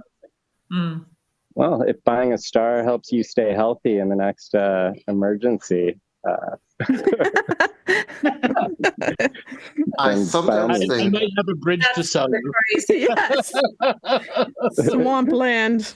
you can imagine having disposable income enough to buy yourself a star. It's not that much. Who are you paying to buy the star? Right. Who are you paying? Buy the bridge. Bring your own suspension. You can pay me if you like. Yeah. Yeah. Oh my goodness. Oh dear. I think laughing is going to be important moving forward, no matter which way this election I think shifts. the best thing. Absolutely. Yep. And to not be dark about it, I think that whichever way the election goes, I think everyone loses. Everyone loses something. There's no winning, and I don't think that's the right mentality to have. I don't think it's about right and wrong and good and bad. I think we just need to rise above it. I don't know. Personal thought. I think what is going to happen, you're right, people are going to lose something. And even if the something that they lose is a little bit more of their humanity, they're going to lose something. But I think in terms of these situations really separate the wheat from the chaff. You have people here who are on a show that's still laughing with each other, right? And the will to reach out is always going to be there. But I think a lot of people are getting hardened to the fact, because when I started the show, I asked how many of y'all go to the supermarket with your hearts open, just willing to hug random strangers in the aisle and just have strike up a conversation and have this kind of interaction, which is a human interaction without, people thinking of you as, what can I get from you? What do you represent? What can I subtract from you? That kind of thing. That is becoming far in awareness. Yeah, but I think when I hear, this is why I'm asking you guys questions about where you are and where you come from and what the spiritual community is, because I want to know that there are still spots of light that are spread out. Oh, definitely. I can go in the supermarket and I will chat with many people in the supermarket. But surely in St. Lucia, it's the same. Yes, it is. You can't pass people in the street. They all say hello to you, don't they? Correct. And they want to have a chat too. Yes, and sometimes it's just about having that kind of interaction, especially if you know people. There's no such thing as coming into a room and not saying good afternoon to everybody. Okay. Exactly. I went to a Rastafarian shop today because I'm vegan and I'm starving because certain places are not as vegan friendly as they should be. And I went to a Rastafarian shop inside there today, and I because it's a Lush, I say good afternoon, everybody. Everybody starts a conversation and have this kind of conversation. You don't know these people from Adam. So there is still that element that is there. But I when I'm in North America, I dare not try that nonsense. I used to live in Toronto. When the first time I came to Toronto, Lillian, the first time I came to Toronto, I went inside an elevator with my Caribbean mentality. So I entered the elevator. There were lots of people inside there, and I said, "Hello, everybody," in an effervescent kind of way. Silence. Silence was the answer. Nobody answered me. Right? I said, "Good morning, everybody," and everybody silence. There's nobody answered back. And I'm like, okay, what happened here? Yeah. Everybody thought, who is this weirdo talking to us? Being on the tube in London, everyone's just don't pay it, don't draw attention to yourself. Right. But this is not the way we were brought up in these kinds of places. So you were brought up, if you entered the room, you said hello to everybody. The second thing I had to learn, a hard lesson, is there was a lady who was coming on the train, the GO train in Toronto.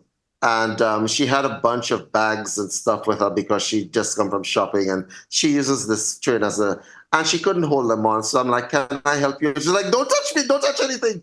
And I'm like, "No, I'm not trying to rob you. I'm just trying to help you."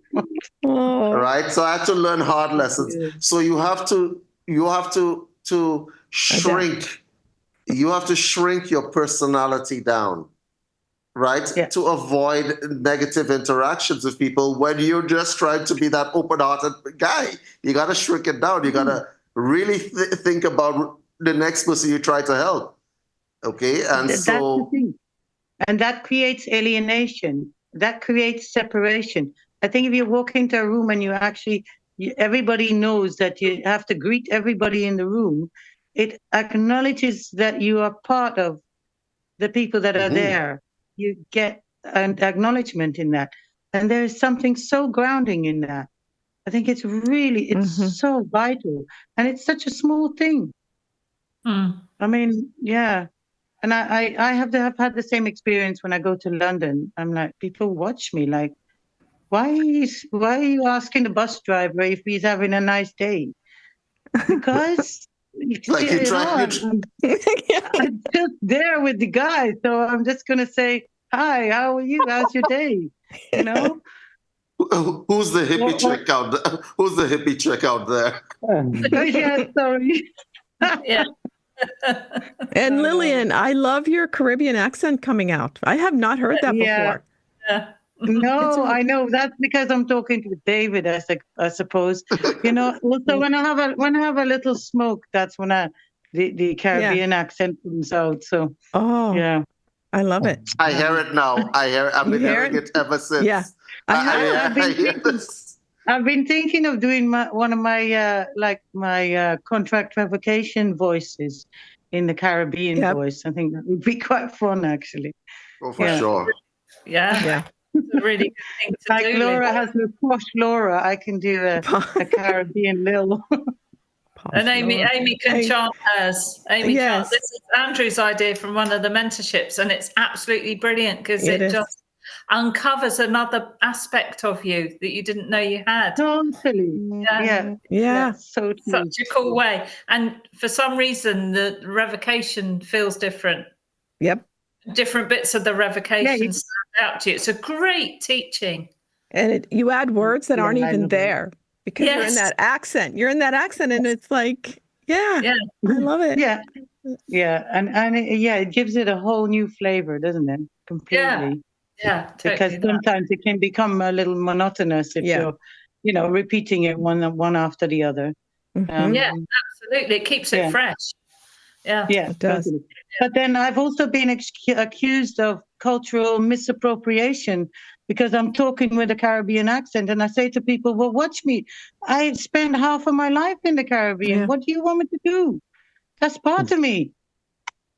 Because I can't that is very correct. You sound very natural, woman. Don't let anybody tell you no nonsense. Don't let anybody try to shame you out of nothing. You sound extremely natural. I feel like I'm talking to somebody from the Caribbean. So don't let anybody tell you. And one day you'll get to taste my food. I have fooled many a Caribbean, many a Trinidadian friend of my husband's who've been sat out on the porch eating the ackee and saltfish and the callaloo and the roti and everything that I cooked in the kitchen, and they couldn't believe it's me who cook it. They say my husband cook it. I said, no, she cooked that. When I met my husband, he had 7 children already. So I had to learn how to cook like a Trini and turn like a Trini, because when I went down in the market, I had to make sure they know I'm a local, otherwise they double charge me. That is correct. Wow. Yes, and that's why that accent is important. She just hit the nail on the head there. Wow. So guys, we're coming up to the 2-hour mark. So it's been absolutely amazing show, hasn't it? Thank you. I actually enjoyed the show. Yeah. Thank you, Jeff, for coming on. Thank you, Lillian, and thank you, Leslie. Yep. Thank you. Thank you so much. Thank you, guys. Had a great time. And this was great. Yeah, really different and so cool. Sorry, Brian. Brian just came in, but we just need to sign out now. We've been here 2 hours, so Amy, can you tell people how to get hold of you? Yeah, sure. Join our Universal Citizen media community called UCM Community at community.universalcitizentv.com.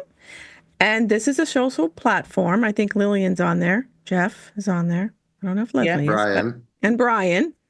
I'm on that too, Amy. And Laura and Joel. are on there. So this is a place where you can just share your knowledge and experiences and wisdom. And yes, David, even fellowship. Use that word again.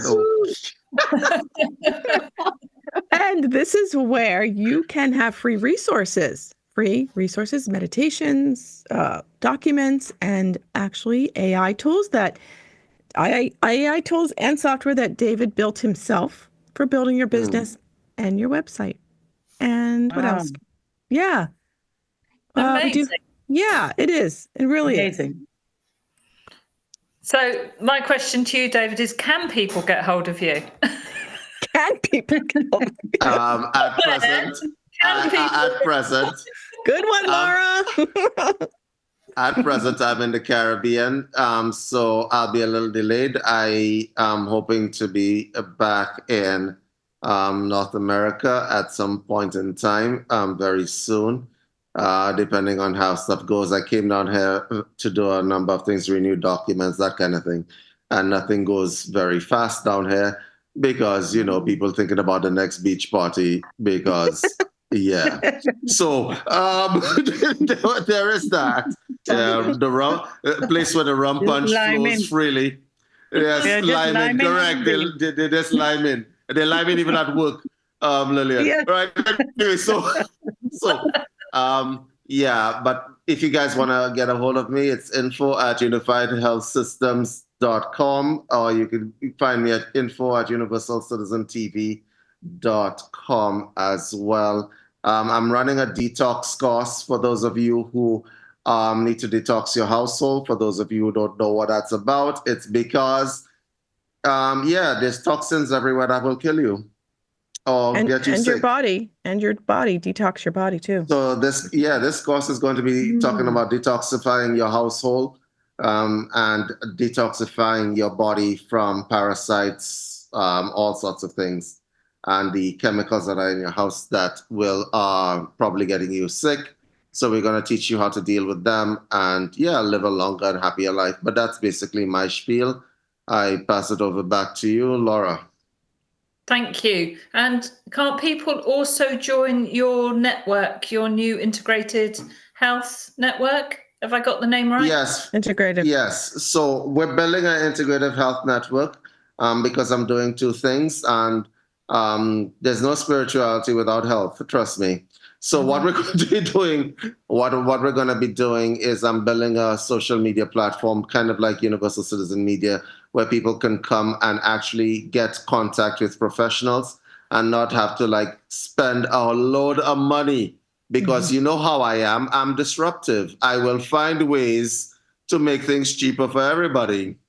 So I am creating applications that are along the health spectrum.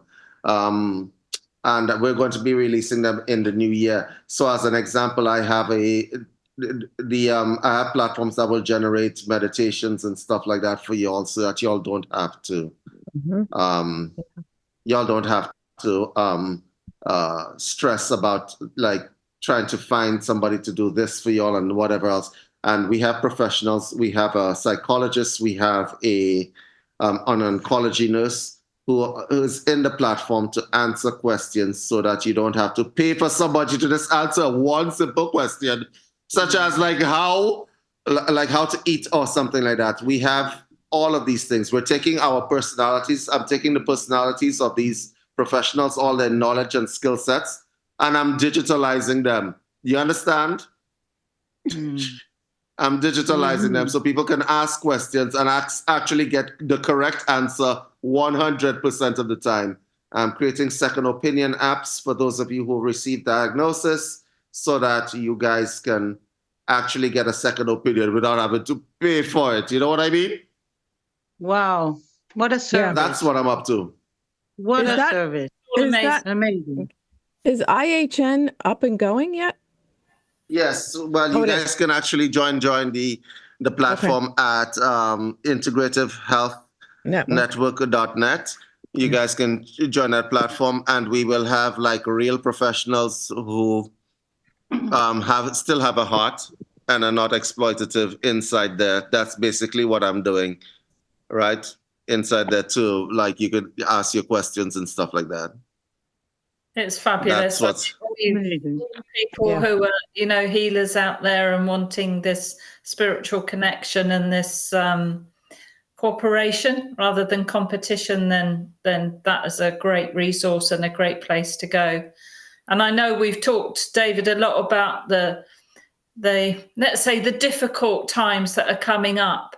But if always, as you said, if we still make our voices heard one way or another and join together like this community of Talking Stick and the other communities that Andrew and David have formed or that we're forming, and you get together and you share, then we can do this. Mm-hmm. Yep. So thank you, guys. I'm Laura Massey from Two Feathers Medicine. If you are stuck on your spiritual journey anywhere, then I'm a qualified counsellor and hypnotherapist too, thanks to one of David's courses. So come and have a chat with me, have a session with me. I would also like to say that beginning of December, we are opening the Pain Management Clinic where I live in Amring in West Sussex in the UK. I think, Lillian, you're coming the end of November, hopefully. That's right. Yeah, just one of the early birds trying out the system here. So we're really looking forward to getting people on board and trying out the pulsed electromagnetic field therapy that we're doing, Lucia light hypnotherapy, craniosacral therapy, doing this with Dale Tobin, who most of you know from Symmetry of Health and from the Talking Stick, and a couple of other guys on board as well, Richard Winter and Bob Anderson. So we're really excited that this is happening too. So please like and subscribe when this comes out. And thank you, everybody who came in the chat and all our hosts today. Thank you, guys. Yeah, thank you, everybody. Thank you. Thanks, everyone. Take care. Bye. Bye. I keep on laughing.